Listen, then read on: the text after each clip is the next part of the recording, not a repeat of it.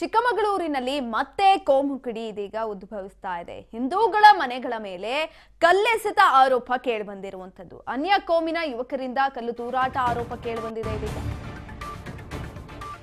ಚಿಕ್ಕಮಗಳೂರಿನಲ್ಲಿ ಮತ್ತೆ ಕೋಮು ಕಿಡಿ ಉಜ್ವಲಿಸ್ತಾ ಇದೆ. ಹಿಂದೂಗಳ ಮನೆಗಳ ಮೇಲೆ ಕಲ್ಲೆಸೆತ ಆರೋಪ. ಅನ್ಯ ಕೋಮಿನ ಯುವಕರು ಕಲ್ಲನ್ನ ಎಸೆದಿದ್ದಾರೆ ಅಂತ ಆರೋಪ ಕೇಳಿಬಂದಿರುವಂತದ್ದು. ಕಲ್ಲು ತೂರಾಟ ಸಂಬಂಧ 2 ಪ್ರತ್ಯೇಕ ಎಫ್ಐಆರ್ ಅನ್ನು ಕೂಡ ದಾಖಲು ಮಾಡಿಕೊಳ್ಳಲಾಗಿದೆ. ಕಲ್ಲೆಸೆದ ಹುಸೇನ್ ರಿಯಾನ್ ಮೇಲೆ ಎಫ್ಐಆರ್ ದಾಖಲಾಗಿರುವಂತದ್ದು.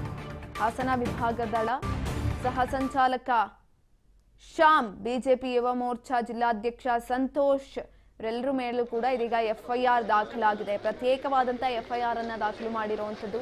ಕಲ್ಲೆಸೆದ ಹುಸೇನ್ ರಿಯಾನ್ ಮೇಲೆ ಎಫ್ಐಆರ್ ಅನ್ನು ದಾಖಲು ಮಾಡಲಾಗಿದೆ. ಇಬ್ಬರನ್ನ ಕೂಡ ಶ್ಯಾಮ್ ಸಂತೋಷ್ ಮೇಲೂ ಕೂಡ ಎಫ್ಐಆರ್ ಹಾಕಿರುವಂತದ್ದು. ಹಾಸನ ವಿಭಾಗದ ಸಹ ಸಂಚಾಲಕ ಶ್ಯಾಮ್, ಬಿಜೆಪಿಯ ಯುವ ಮೋರ್ಚಾ ಜಿಲ್ಲಾಧ್ಯಕ್ಷ ಸಂತೋಷ್ ಮೇಲೂ ಕೂಡ ಈ ಸಂದರ್ಭದಲ್ಲಿ ಕೇಸ್ ದಾಖಲಾಗಿದೆ.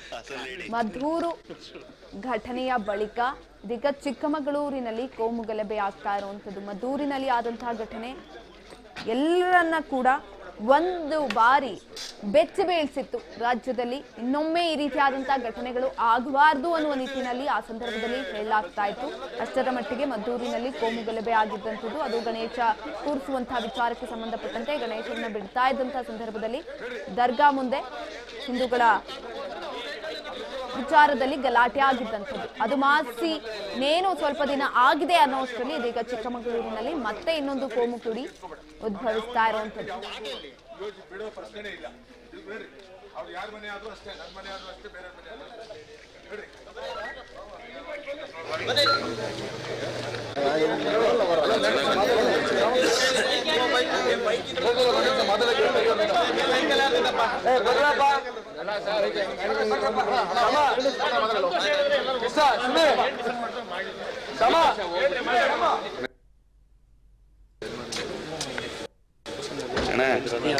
ಹಾಸನ್ ಲೇಡಿ ಅಣ್ಣ, ಹಾಸನ್ ಲೇಡಿ.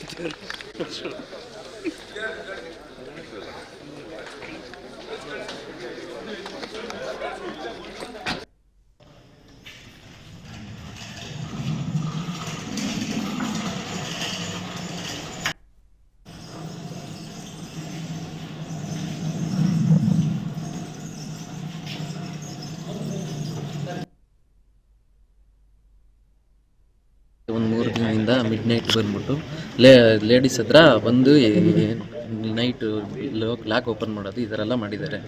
ಬಂದು ನಾವು ಏನು ಅಂತೇಳಿ ಕೇಳಿದಾಗ ಅವ್ರೇನೂ ಹೇಳಿರಲಿಲ್ಲ.